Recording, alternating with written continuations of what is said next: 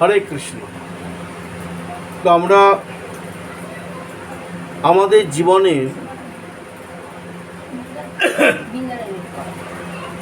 আমি আবার বলি, ভাগবত পাঠ আরম্ভ হলে কেউ কোনো কথা বলবে না। এটা ভগবত রাজ্য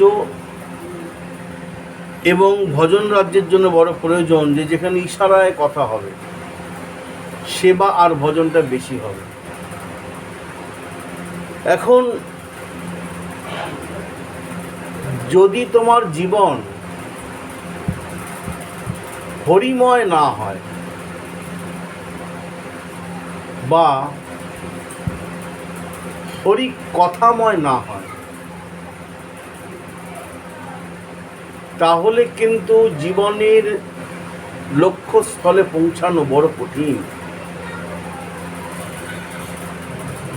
আমাদের জীবন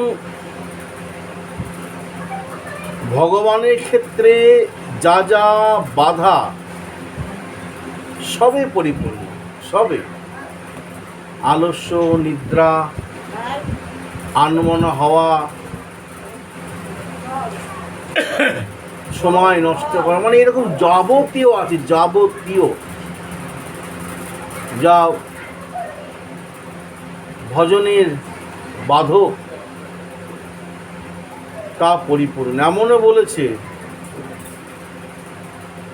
যে দাদর সঙ্গে তিলক সেবা বা গলায় মালা আদি ভগবত সেবা করছে না, সেটা তো একটা দিক তাদের। তার মধ্যেও যারা এইরকম দাদর সঙ্গে তিলক, গলায় মালা, ভগবানের সেবা পুজো করার পরেও অন্তরটা পরিশোধিত হয়নি, তাদের আচার আচরণে বোঝা যাবে, তো বুঝতে হবে এখনো ভগবত কৃপা হয়নি। তুই প্রেম ভক্তি চন্দ্রিকা পড়ে নিয়ে আমাকে বললো, যে কথাটা বললাম আছে কিনা, বহু জায়গায় তুলেছি। তো সেই জন্য বলে, যেমন পরিষ্কার নদীর জল আগে ছিল, বা যে কোনো পরিষ্কার জল সবাই পান করে, কিন্তু সেই জল যদি কোনোভাবে কোনো কারণে দূষিত হয়ে যায় বা ময়লা পড়ে যায়, সেই জল সবাই পান করতে চায় না, বা কেউই পান করে না, খায় না জল। তেমনিভাবে আমাদের জীবনটা বহির্ভাবে হয়তো ভগবত সেবক বলে মনে হচ্ছে, কিন্তু অন্তরটা কোনো না কোনো কারণে কপটতা তাতে ভর্তি। এটা সাধকদের জন্য ঠিক না। তাই কবিরাজ গোস্বামীপাদ চৈতন্য চরিতামৃতে কলম দিলেন, অন্তর বাহির ইহার দ্বৈত সাধন। যে বাইরেটা সাজায়নি তার কথা বলছি না, মহাজন বলছি, যে বাইরেটা সাজিয়েছ তাকে অন্তরটাকেও সাজাতে হবে। বাইরেরটা দেখে বাইরের লোক খুশি হয়ে চলে যাবে, রাস্তাতে যাচ্ছে দেখছে, বাহ বাড়িটা তো খুব সুন্দর, কথাই বলছে, সাজানো গুছানো। আর যারা থাকে তারা বলে বাইরেটা তো সুন্দর, ঘরে তো আমরা থাকি, ঘরে যে অবস্থা ছিড়ি। হ্যাঁ, আমি কথায় কথা বলছি, মানে আমরা জানি ঘরের কি অবস্থা। সাধুগুরু বৈষ্ণব ভগবান তারা জানেন যে আমাদের ভিতরে ঘরে কি অবস্থা। এই জন্য আমাদেরকে ভজনের মূল ভাবটাই হচ্ছে, ভিতর যেমন সাজানো হবে অন্তর সাজানো থাকবে, অন্তর যখন সাজানো হবে ভিতরটা সুন্দর সাজানো। হ্যাঁ, এই জন্য আমরা শয়ে শয়ে হাজারো হাজারো তো সাধু সমাজে দেখি, কিন্তু কোনো একজনের কাছে লক্ষ লক্ষ লোক ছোটে কেন বলো? যখন প্রভুপাদ তিনকড়ি গোস্বামী আসতেন, সবাই তার দর্শনে ছুটতেন, তখনও তো কত সাধু থাকতো, যেই তিনি চলে যেতেন সব ফাঁকা, যেটা আমি শুনতাম। তো তখন কি সাধু ছিলেন না? কিন্তু আকর্ষণটা তার ছিল, কারণ অন্তর বাহির দুই, এই তো সাধন। এইভাবে নিজেকে তৈরি করতে হবে। শিল নরোত্তম দাস ঠাকুর বলছেন যে আমি আমার, যদিও তিনি ভগবত তত্ত্ব, নিতাই চাঁদের আরেক স্বরূপ পরবর্তী, নিতাই গৌর সীতানাথের যে পরবর্তী স্বরূপ হলেন শ্রীনিবাস আচার্য প্রভু, নরোত্তম দাস ঠাকুর আর শ্যামানন্দ ঠাকুর, তিনজনা পরবর্তী। তো নরোত্তম দাস ঠাকুর বলছেন, আমার জীবনের যে আমি অনুভব করলাম সেটাই আমি প্রকাশ করলাম, যাতে জগৎ জীবের কাজে লাগে। আর যখন তুমি প্রেম ভক্তি চন্দ্রিকাকে যখন তোমার জীবনে মিলিয়ে দেখবে, তখন দেখবে কোথায় পড়ে রয়েছে, কোথায় পড়ে রয়েছি। সেই জন্য আমাদের জীবনের আয়না, যেমন আয়নায় মুখ দেখলে কোথায় কালি আছে, কোথায় কি আছে, বা আমরা আয়না দেখে তিলক সেবাও করি, আবার চোখে কিছু পড়লে আয়না দেখি, ইত্যাদি ইত্যাদি। তেমনি এই প্রেম ভক্তি চন্দ্রিকা আমাদের আয়নার মতন। আমার ভিতরে কি আছে সেটাকেও তিনি বলে দিচ্ছেন যখন মিলে যাবে, আর যেটার জন্য আমার ভগবানের চরণ মিলছে না সেটাও তিনি বলে দেবেন। এই জন্য যত নিখিল বৈষ্ণব জগৎ আছেন, সিদ্ধ গৌরকিশোর দাস বাবা আদি, সিদ্ধ চৈতন্য দাস বাবা আদি, তারা বললেন ভজনের মূল জায়গাটাই হচ্ছে প্রেম ভক্তি চন্দ্রিকা। ওই যে চাঁদের কিরণ যেমন পড়ে, তেমনি প্রেম ভক্তির কিরণই হলেন প্রেম ভক্তি চন্দ্রিকা। এটা খুব সত্যি কথা, না পড়লে বুঝবে না যে কত বড় সত্যি কথা। ইনি তো ভগবান নরোত্তম দাস ঠাকুর, এনারা সব জানে কোথায় কখন কি বলা উচিত, কি দিয়ে যাওয়া উচিত, এটা জানেন। সেই জন্য তিনি সুন্দরভাবে অনেক অনেক প্রতিটা পয়ার, অনেকগুলো পয়া আছে তো, প্রতিটা পয়ার আমাদের জন্য বড় কার্যকরী। কিন্তু আমরা যারা লেখাপড়া জানি না কিংবা জানি, দুজনারই কিন্তু আগ্রহ কম প্রেম ভক্তি চন্দ্রিকা।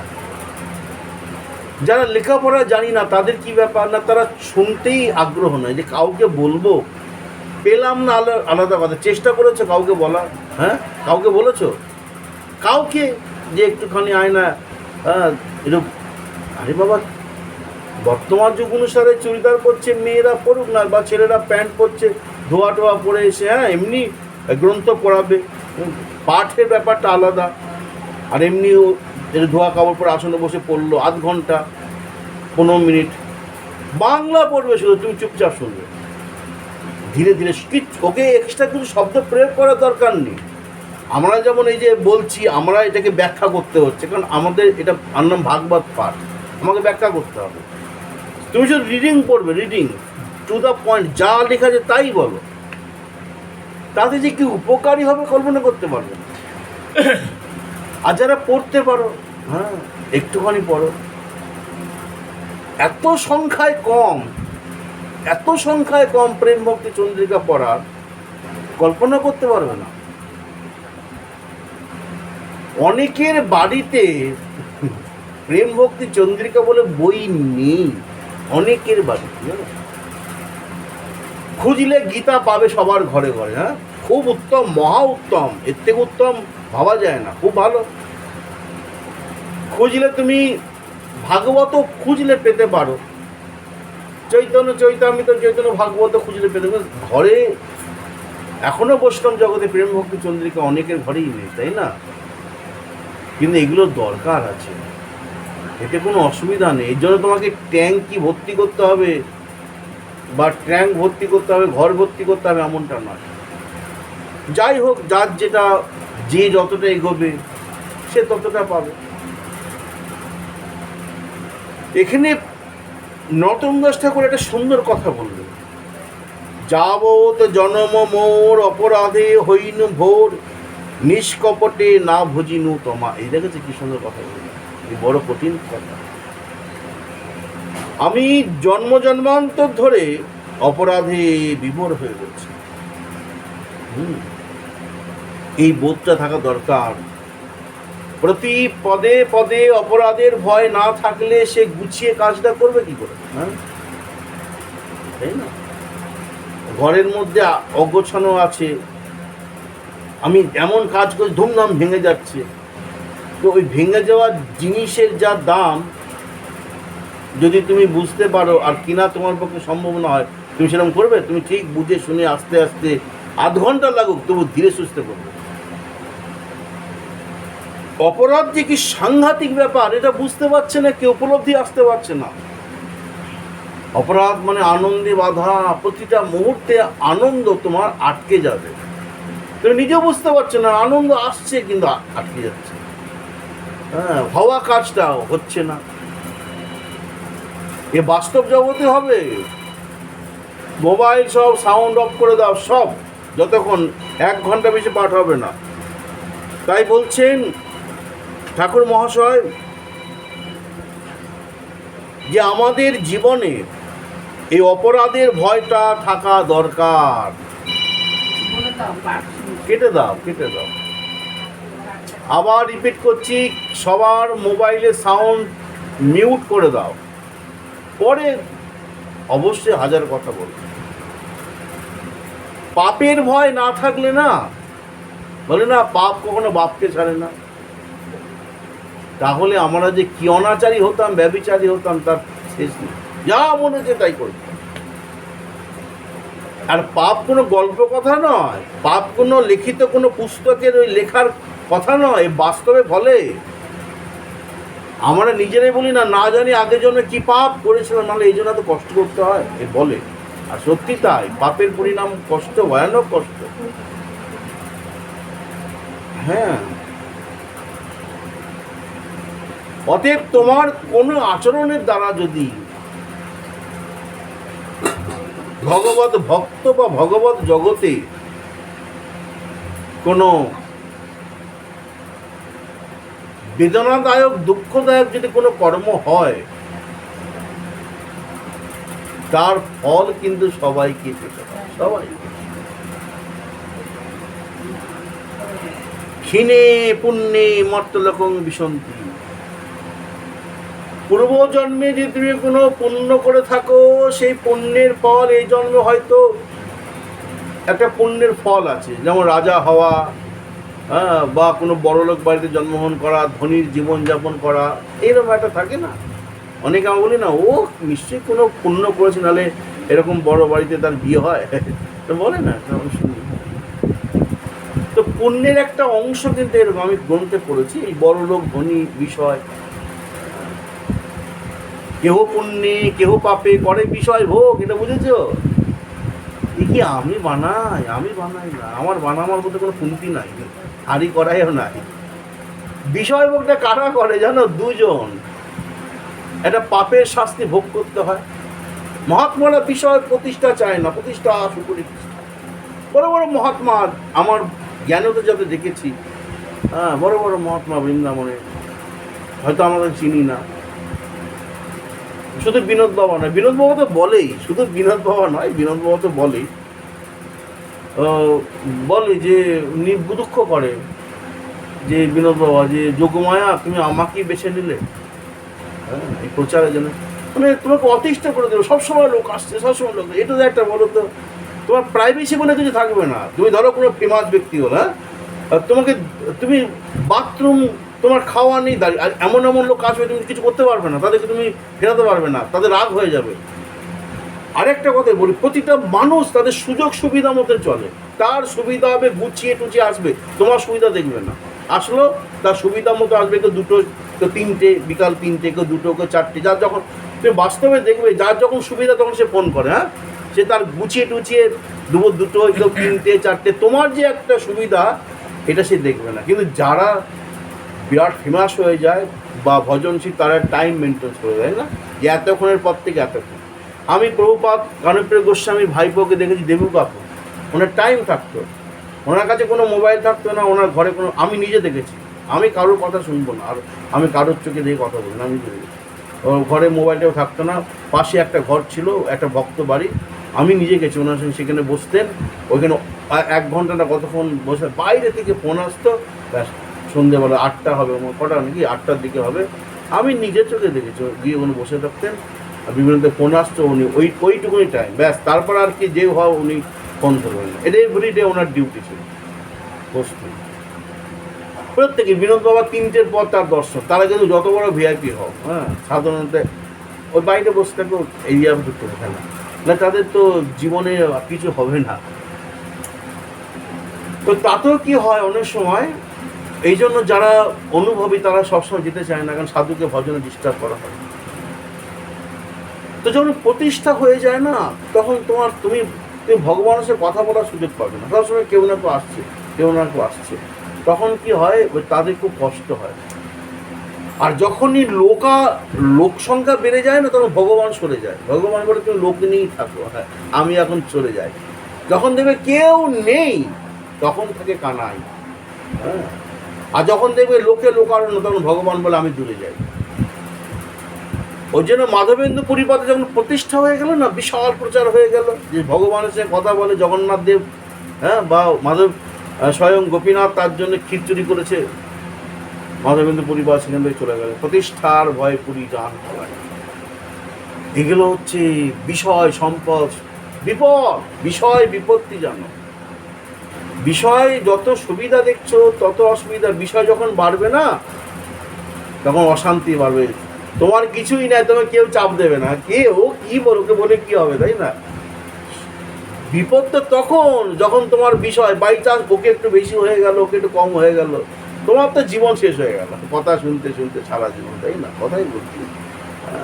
তুমি ওই জন্য এই মহাজনী বাক্য না, এই কখনো বৃথা হয় না, মিথ্যা হয় না। বিষয় বিপত্তি জানো, বিষয় বলো বিপদ।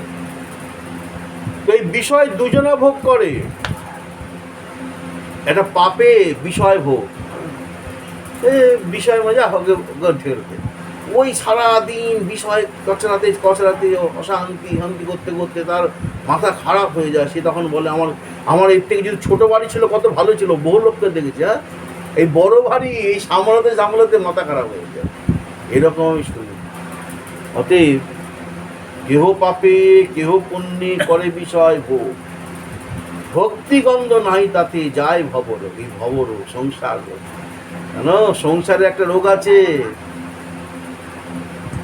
সংসারে সেই রোগের মধ্যে আমরা পড়ে যাই। ভক্তি বিষয় থাকলে ভজনে, দেখো না মঠ মন্দিরে যারা আছে তারা কি শান্তিতে আছে? মহন্তরা আছে?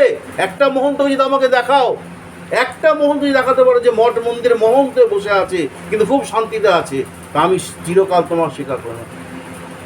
তারা আছেন, জগতের কল্যাণ করছেন, ভালো, তারা কি শান্তিতে আছে? সব সুগার রোগী, রাতে ঘুম নেই, বড় বড় মহন্ত মহারাজরা যত আছে। ওটা কদাচিৎ হয় না, হয়তো একজন হতে পারে যে ওই পদ্মের জলের মধ্যে পদ্ম থাকে, পদ্ম পাতায় জল থাকে না, কদাচিৎ। বেশিরভাগই সব কোন মঠ মন্দিরে যাবে যারা মহারাজরা মহন্ত, তাদের মানসিক অশান্তি নেই, হ্যাঁ, মন্দির সামলাতে হিমশিম পেয়ে যাচ্ছে, ওর প্রবলেম ওর মধ্যেও লেগে গেছে গন্ডগোল, এইসব লেগেই রয়েছে। আমিও জানি, তোমরাও জানো, সর্বত্র ব্যক্তি বিশেষ বা ব্যক্তি মন্দিরকে বলো না, এ হবে। বিনোদবা পরিষ্কার বলেছে যে কখনো মঠ মন্দিরে মহন্ত হতে যেও না, তাহলে কিন্তু আমার ঠাকুরদাদা বাবু কখনো শুনেছ যে কোনো মঠ মন্দির মহন্ত? তিনি নিম গাছের নিচে বসে রাধাকুণ্ড ভজন করছেন, সুশীল ভৌমিক আদি তারা গিয়ে ওই জায়গাটা বাবাকে কিনে দিল। হ্যাঁ, বাবা বলেন আমার নামে করো না, সীতানাথের নামে করো, আমার নামে করো না, সীতানাথ জুটের নামে করে দেবে। এরকম সব বৃন্দাবনে আছে, গোবর্ধনে তিনি কোনো মন্দিরে থেকেছেন বলো? অত দূরের কথা নয়, এই নবদ্বীপে শেষের দিকে শিষ্যরা তাকে মন্দির রাখতেন, প্রথম দিকে তিনি তো রাখতেন প্রথমে রাধাবল্লভ মন্দিরের সামনে, হ্যাঁ, ওই নিম গাছে নাকি ওই মাথায় তার মা আমাকে সেদিন বসে বসে গল্প করছিল, এই যে আমাদের মন্দিরের সামনে পুকুর পাড়ে ওই পাশটা, এই যে গাছটা নিচে, এই যে উনি অনেকক্ষণ ধরে আমাকে বসে বসে বলছিল, হ্যাঁ, যে বাবা এসে কোনো বসতেন থাকতেন গাছের নিচে। তারপরে উনি যখন বৃন্দাবন পুরী চলে গেলেন, তারপরে এসে ওই পারে, ওই যেখানটা এখন দাদুকে সমাধি বলা হয়, যদি দাহ করা হয়েছে, সেখানে গেলেন। কিন্তু আগে এখানে থাকতেন। বহু জায়গায় শোনা যায় যেখানে যেতেন গাছের নিচে বসে বসেন। উনি কোনো মঠ মন্দিরে থাকতেন বা মঠ মন্দিরে মহন্ত হয়ে বসে আছেন, মহন্ত বলছে এটা বুঝি, হ্যাঁ, অমুক মহন্ত অমুক মন্দির, ওনাকে কোনোদিন শুনেছ? মন্দির ওনাকে দিয়েছেন বা করেছেন, কিন্তু উনি মন্দিরে থাকতেন না, কারণ মঠের মহন্ত ভালো, কত লোক আসছে থাকছে, কিন্তু ভজনের জন্য ভালো না, মানসিক আমি কোনোদিনও এত বড় জায়গায় ঘুরলাম, মানসিক শান্তি মালা করতেই পারবে না সে। সবসময় চিন্তাই এখানে আসতে হবে, এই আনতে হবে, এই ঘরটা করতে হবে, দিয়ে জল। আমি নিজেই দেখেছি তো, বড় কঠিন। এই জন্য পুণ্যেও বিষয়, যতক্ষণ তোমার পুণ্য থাকবে তুমি বিশাল, তারপর পুণ্য শেষ। যতক্ষণ তোমার পুণ্য থাকবে না, শ্রীমদ্ ভাগবতে বলেছেন অক্রূর মহারাজ যখন তাকে পাঠাচ্ছেন কংস, অভিসন্ধি বুঝে গেছেন, বললেন যতক্ষণ তোমার ভাগ্য সুপ্রসন্ন থাকবে তুমি মাটিতে হাত দেবে সেটাই সোনা হবে। আর যখন ভাগ্যের চাকা ঘুরতে থাকবে না, তুমি সোনাতে হাত দেবে, সোনাও তোমার হাত থেকে ছিটকে চলে যাবে। শ্রীমদ্ ভাগবত পরিষ্কার বলে দিয়েছে। তো যতক্ষণ তোমার পুণ্য থাকবে তুমি যাই করো দবদবেই চলবে, কোনো প্রবলেম নেই। কিনে পুণ্যে যখন পুণ্য তো ক্ষয় হতে শুরু করবেই, তখন তোমার শুরু হবে ঘুরছে সেই ঠাট বাট সব আস্তে আস্তে আস্তে আস্তে আস্তে কোথায় চলে যাবে। বহু বহু দেখা যায়।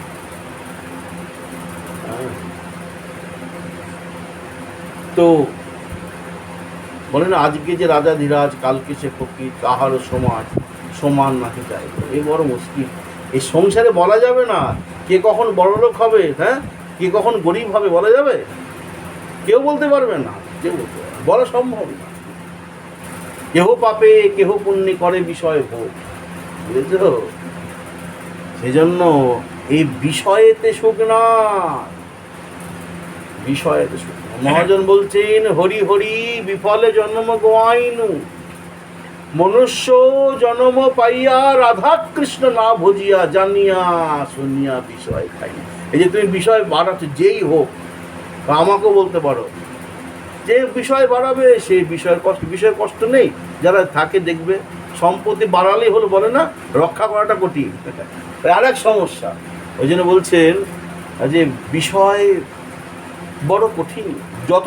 যতখানি প্রয়োজন মহাপুরু বললেন তার বেশি নয়, যথাযোগ্য বিষয় গুঞ্জ অনাসক্ত, এর বেশি বড় কষ্টদায়ক, বড় দুঃখদায়ক। এখন যে বুঝতে পারবে তার ভালো, যে বুঝতে না পারবে তার গেল। এই জন্য বললেন বিষয়ের আর নাম বিপদ, বিষয় বিপত্তি জানা। ওই জন্য মহাজনগণ সবসময় আমাদেরকে আগে থেকে সাবধান করে দিয়েছেন। তাই শোনো, এই পুণ্য এই নিয়ে মাতামাতি করো না। পুণ্য যে সুখের ধাম, তাহার না লইও নাম, বুঝেছ? এই পুণ্যের পেছনে ছুটতে যেও না গো। আমার পুণ্যি হবে, আমার পুণ্যি হবে। পুণ্য নিয়ে কি হবে? পুণ্য এসে যা, তাকে নিতাই চরণ সঁপে দাও। আমি পুণ্য চাই না।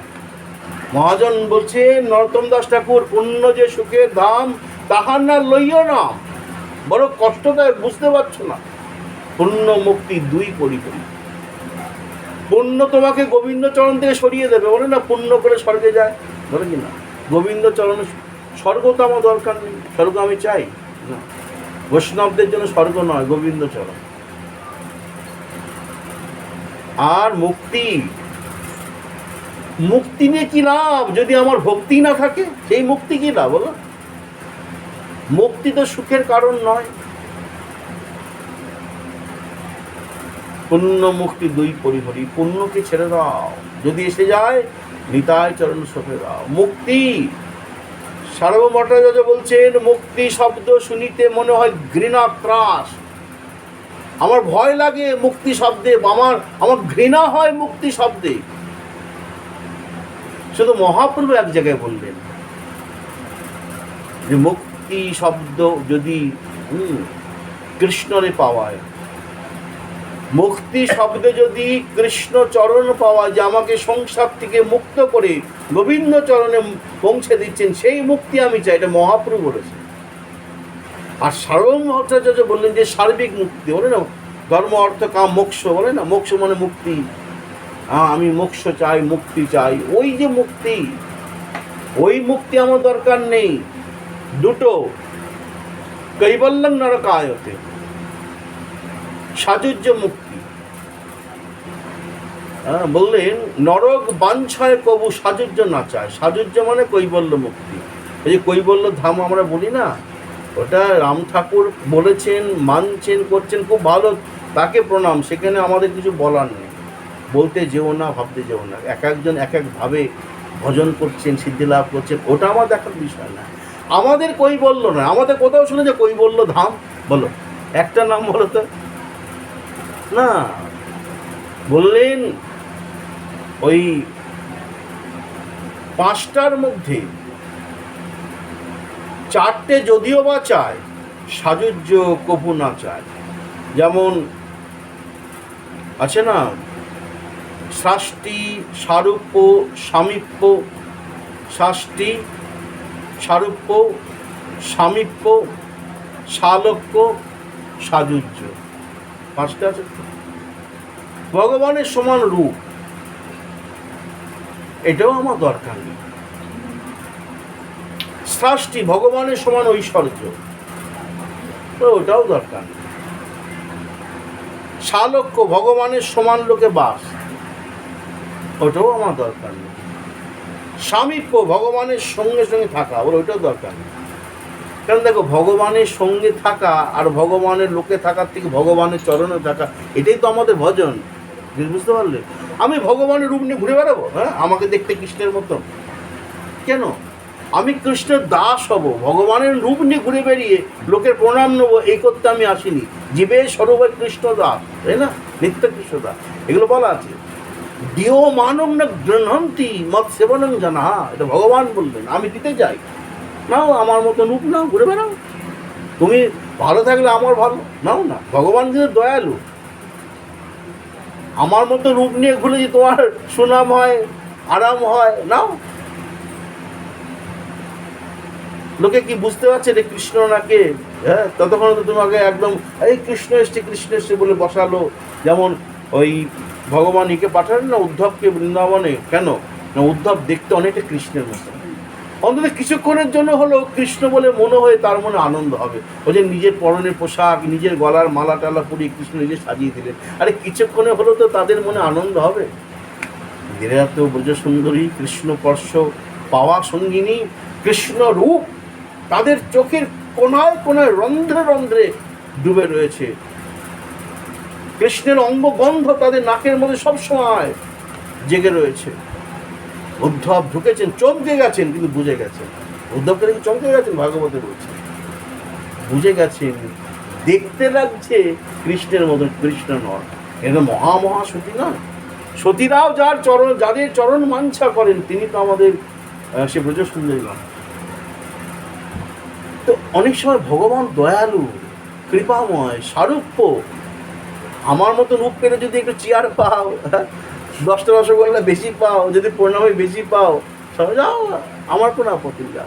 পরে তো বুঝতে পারবে কিনা বলো, হ্যাঁ, যে একই রকম লাগছে বটে, কিন্তু সে তো ইনি নয়। আরে আধ ঘন্টা 1 ঘন্টার জন্য হলেও তো অনেক তো চিনতেই পারবে না, জামালায় মিটে গেল।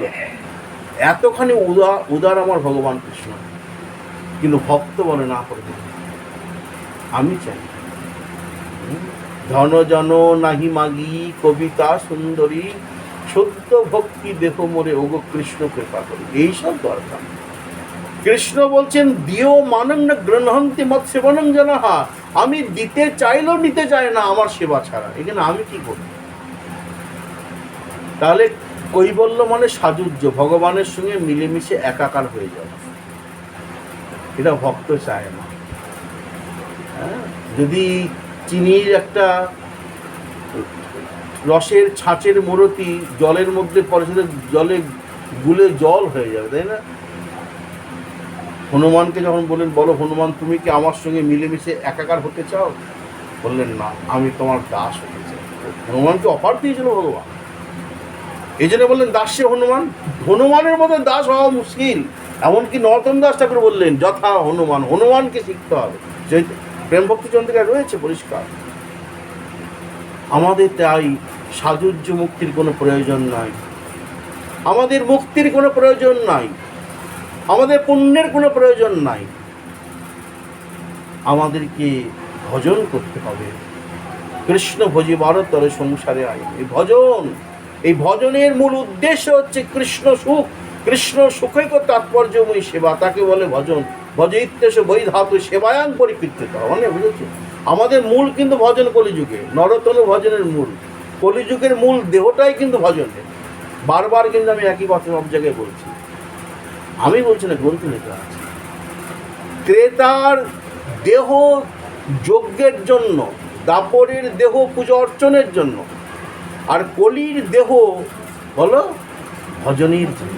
ওর মধ্যে হরিনাম রয়েছে, মানে যাতে ভগবানের সুখ হয় তোমাকে সেটাই করতে হবে, তার নাম ভজন। হরিনাম করলেও ভগবানের সুখ হয়, তা নাহলে সারা রাত যে হরিনাম হচ্ছে ভগবানের সামনে হয় কিনা বলো? এই যে রাধাবল্লভ মন্দিরে, নাট মন্দিরে হরিনাম হচ্ছে, নিত্যানন্দশী, গৌর পূর্ণিমা, ভগবানের সামনে তো হচ্ছে। তার যদি বলো ভগবানের সামনে গান করছে, ভগবানের ঘুমে ডিস্টার্ব হবে যদি বলি, বা যদি বলি ভগবানের নাম হচ্ছে, ভগবানকে শোনানোর কি দরকার? তাহলে ভগবানের সুখ পায়, জানো তো? সারা রাত ধরে যদি ভগবানের নাম হয় না, ভগবানের সব থেকে বেশি সুখ হয়। ভগবানের নাম যত বেশি করবে, এটা আমরা উপলব্ধি করতে পারি না যে ভগবানের তত সুখ হয়। ওই জন্য তো ভগবানের নাম বেশি করে বলতে হয়, জানো? সবার মুখে ভগবানের নাম, কারণ ভগবান বলেছেন জানো, আমার নাম যদি কেউ করে না, আমি তার কাছে দিতে চাই। মানে এত তার আনন্দ তার নামে। এটা তুমি আমি করলে সেটা ঠিক নয়, যে নিজের প্রশংসা শুনছে, হ্যাঁ না।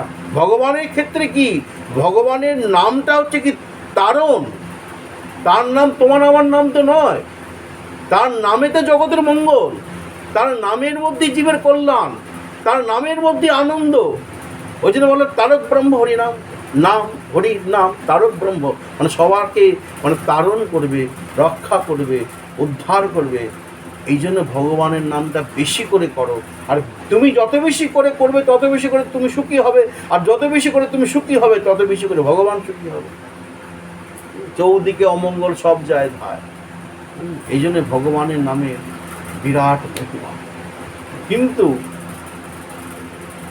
এবার কবিরাজ গোস্বামী এবার কলম টানলেন, যেখান দিয়ে আরম্ভ করেছিলাম। কি আরম্ভ করেছিলাম? যাবৎ জন্ম মোর অপরাধে হইনু ভোর, মনে আছে? এই অপরাধ শব্দ দিয়ে এত বললাম। এইবার কিন্তু আসছে কবিরাজ গোস্বামীবাদের কলম। সবই হলো, এতদিনে ভজনের মহিমা বুঝে গেছো, হ্যাঁ? ভজনের মধ্যে শ্রেষ্ঠ নববিধা ভক্তি, কৃষ্ণ প্রেম, কৃষ্ণ দিতে ধরে মহাশক্তি, বুঝে গেছো?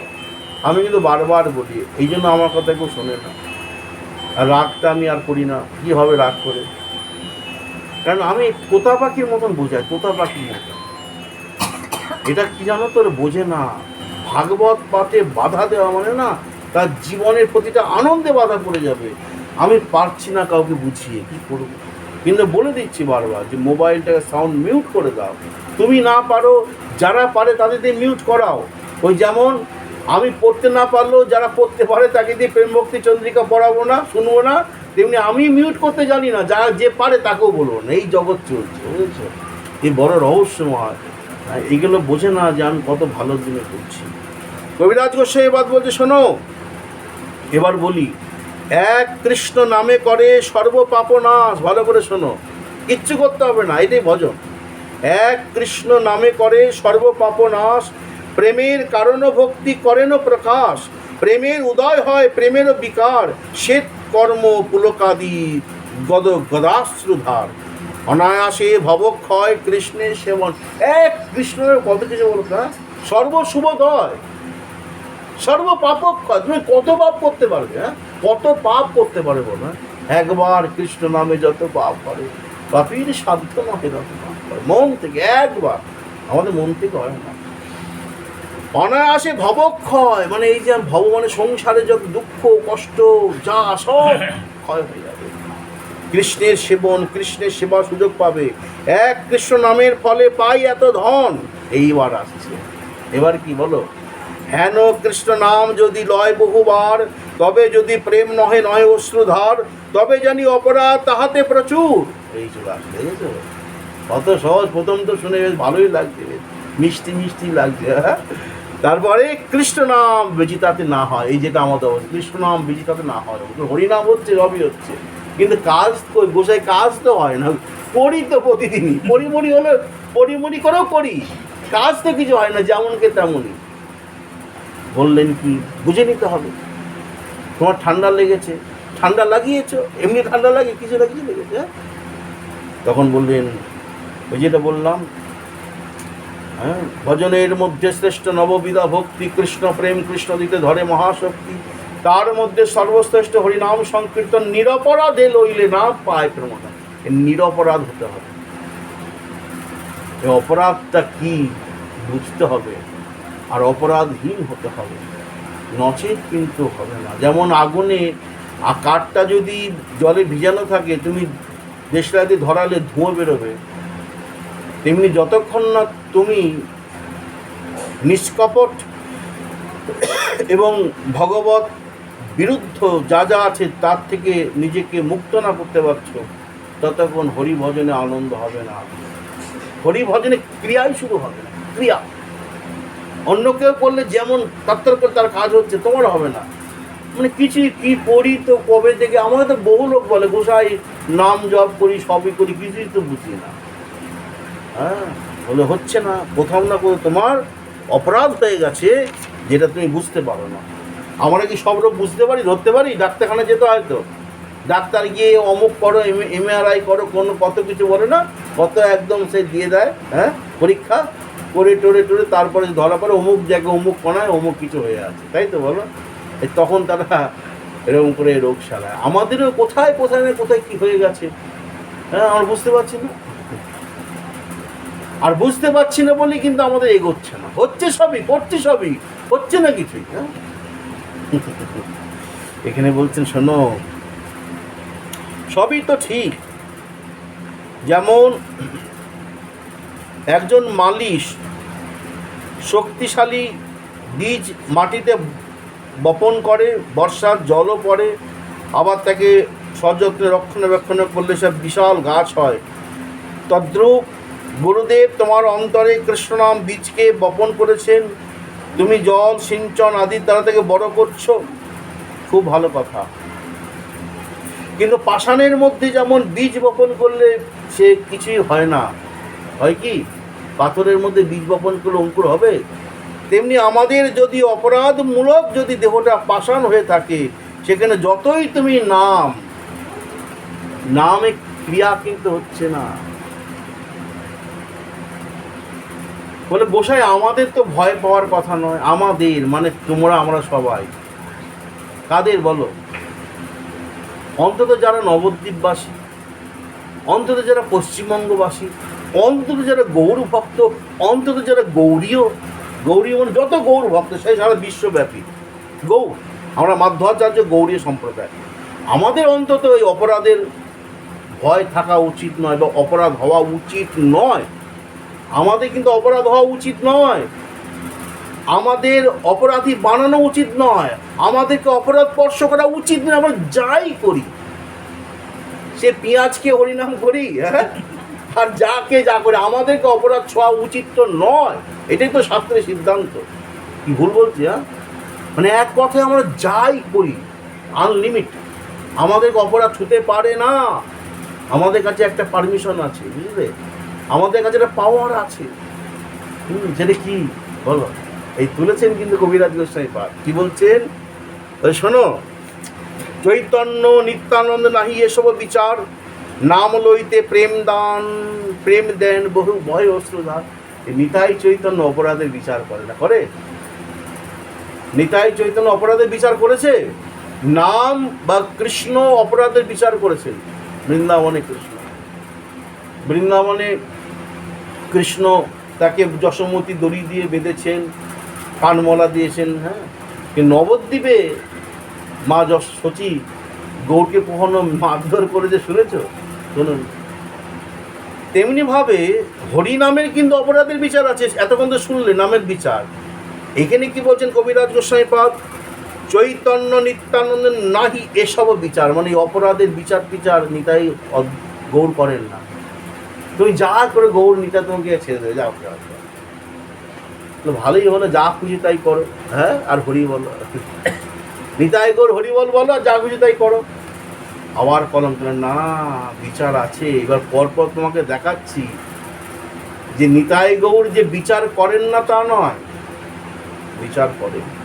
আর একটা জায়গায় তুলেছেন, এটা বিনোদ বাবাও বলেছেন, যখন আমার নিজের কানে শোনা সেবাসঙ্গনের কিছু প্রভু এবার যখন এসেছিল বিনোদ বাবাকে বলছিল যে নিতাই অদ্বৈত অপরাধের বিচার করে না, তখন উনি বললেন যে তিনি প্রকটকালীন বা তারা প্রকটকালীন হয়তো অনেক সময় ক্ষমা করে দিয়েছেন অনেক সময়, কিন্তু তাদের যে অপ্রকট লীলা চলছে সেখানে কিন্তু হবে না। কী বললাম বুঝেছ? এটা বিনোদ বাবা বলছেন যে তাদের প্রকটকালীন অপরাধ অনেক সময় ক্ষমা করে দিতে পেরেছেন। প্রকট মানে বুঝতে পারছো, সশরীরে চলন তুমি দেখতে পাচ্ছ, আর অপ্রকট মানে তিনি আছেন কিন্তু ভজন করলে দেখা যাবে। আজও সে নিত্যলীলা করে গোড়া রায়, কোনো কোনো ভাগ্যবানে দেখিবারে পায়, এর নাম অপ্রকট লীলা। আর আমরা তো মরা, আমাদের নাম হচ্ছে মরা। ভগবানের ক্ষেত্রে গুরুদেব তো আজও আছে, তাই না? গুরুদেব সবসময় আছে, ভজন করলে দেখতে পাবে। আর অন্যের ক্ষেত্রে সেটা সম্ভব না। এখানে বলছেন যে ঠিক আছে, তবুও যদি ধরে নিলাম, আচ্ছা এগুলো একটাও আমি বলছি না, ওই জন্য বলছি গ্রন্থ পড়বে। বহু জায়গায় করেছে, বহু জায়গায়, যে নিতাই গৌর অপরাধের বিচার করেন না, কিন্তু সবসময় না, বিচার করে না।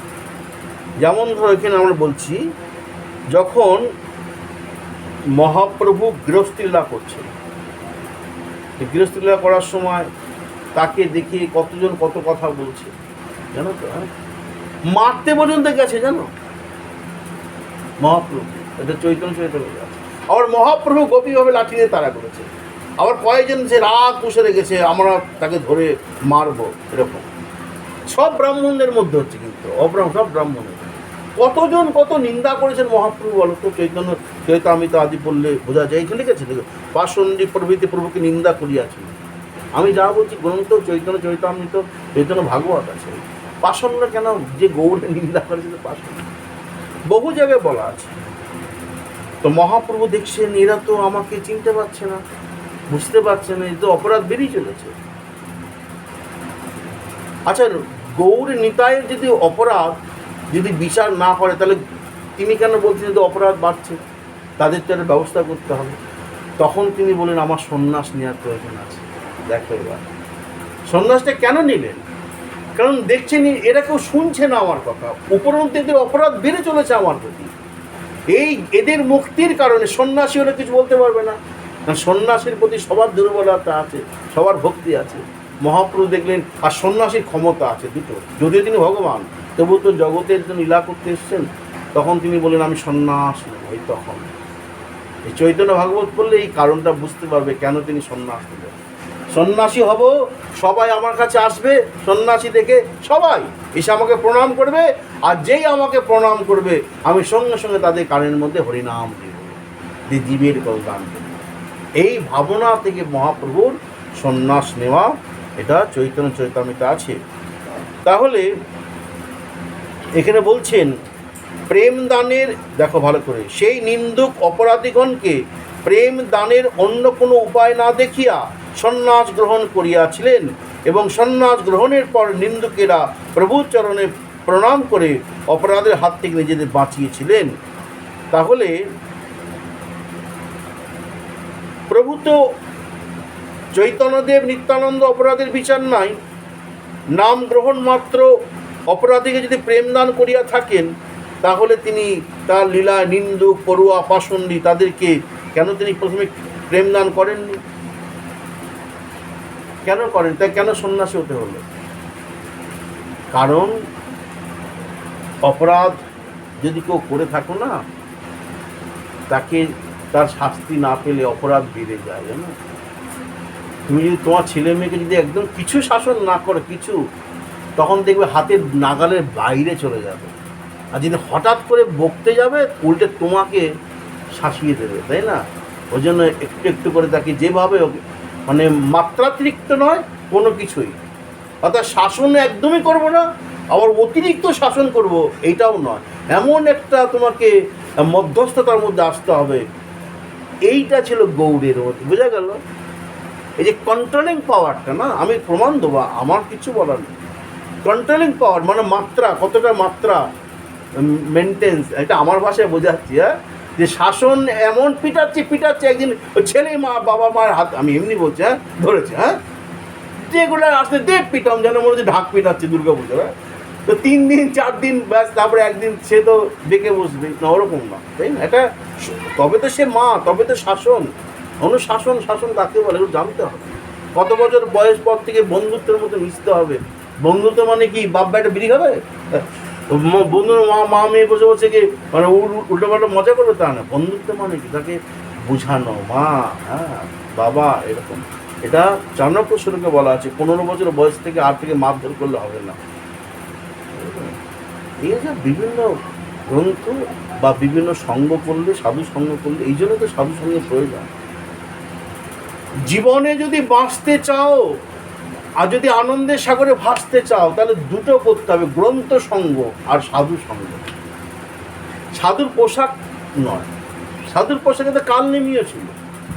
আমি কিন্তু এক বিন্দু সাধু নিন্দা করছি না, শুধু সাধুর পোশাক থেকে ডুবে গেলে হবে না। হ্যাঁ, বিচার করিয়া মনি ভক্তিরস আস্বাদনে মধ্যস্থ ভাগবত পুরাণ। কেন সীতামা তো রাবণকে সাধুই তো ভেবেছিল কি না? তো সাধুর বেশে তো রাবণই ছিল। বলা তো যায় না, এই শব্দটা তো বলা তো যায় না, এই বলার তো যায় না, এই শব্দের মাধ্যমে তোমাকে কিন্তু কন্ট্রোল করতে হবে। একটুখানি তোমাকে একটু ভগবানকে আশ্রয় করে তোমাকে কিন্তু বুঝে নিতে হবে, যেটুকুনি বুদ্ধি বিদ্যা ভগবান তোমাকে দিয়েছেন। হ্যাঁ, নাহলে তো সাধু সুন্দরী রমণীর বেশে একদম যাকে অবিশ্বাসের প্রশ্নই ওঠে না, সেও তো পুতানা হয়ে বেরোলো। বলো, যেই দেখেছে সেই মজেছে। কে পুতানা? না না, এখানে পুতনার কথা বলছি, বুঝেছো? পুতনাকে যেই দেখেছে না, ওটা তো আলাদা সূত্র। হ্যাঁ, যেই দেখেছে সেই মজেছে, তার চরণে বিকায়েছে কৃষ্ণ আমি তোমার হলাম বলে, গৌর আমি তোমার হলাম বলে। এখানে দিকটা উল্টো, কিন্তু মজেছে সবাই।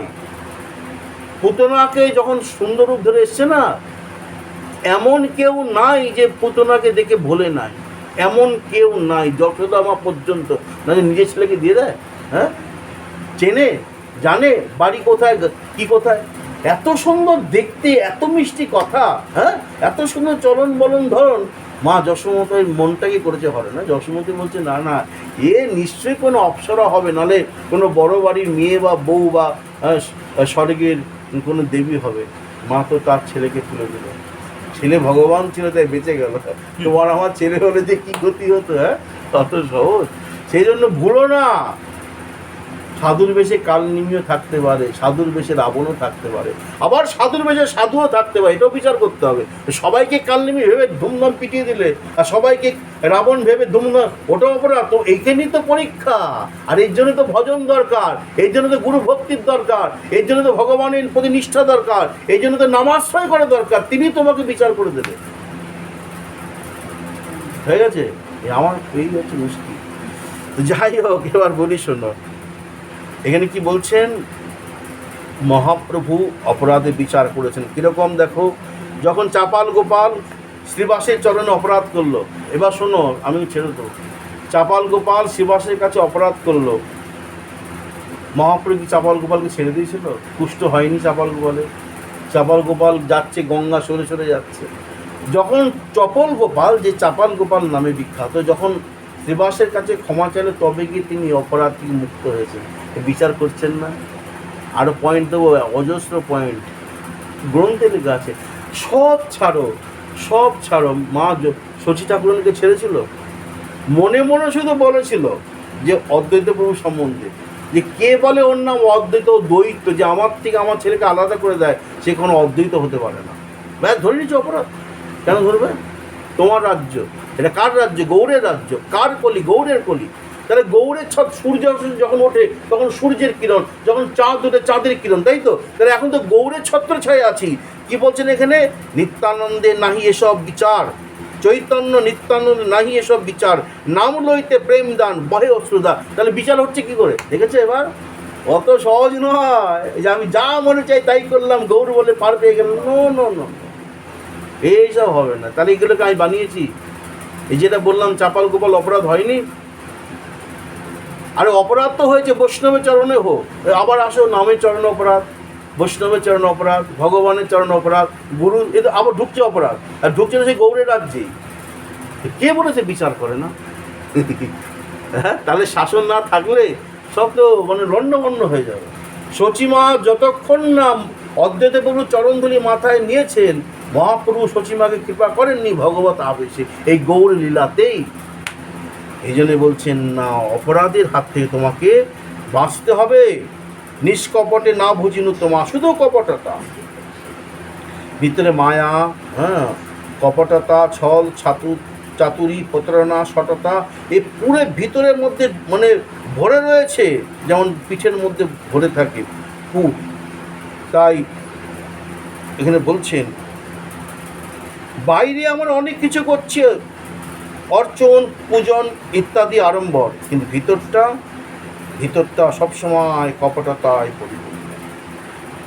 শ্রী গোস্বামী বাদ ভক্তি সন্দর্ভে বললেন, যতক্ষণ না তুমি এই অপরাধের হাত থেকে নিজেকে রক্ষা করতে পারছো, যতক্ষণ না তুমি নিষ্কপটে গৌর গোবিন্দের সাধুগুরু বৈষ্ণবের সেবা করতে পারছো, ততক্ষণ তোমার এই অপরাধের হাত থেকে নিজেকে বাঁচানো বড় কষ্টকর। তাই ভিতরটাকে তৈরি করো, মনটাকে তৈরি করো, যে কারো দোষ দেখছো না তো, কারো দোষ ধরছো না তো, কাউকে উল্টো পাল্টা বলছো না তো, অহংকার আসেনি তো, সবসময় পরনিন্দা পরচর্চা করছো না তো, পরনিন্দা পরচর্চা শুনতে ভালো লাগছে না তো, এরকম খুঁটি জিনিসগুলো তুমি মনে বিচার করো, যে আমি কারোর সঙ্গে কপটতা করছি না তো, কারোর সঙ্গে ছল চাতুরি করছি না তো, আমার বাইরের পোশাকটা সুন্দর আছে, সাধুর পোশাক, কিন্তু ভিতরে আমার মধ্যে, হ্যাঁ, ওই কাম কলুষিত ময় অন্তর হয়নি তো।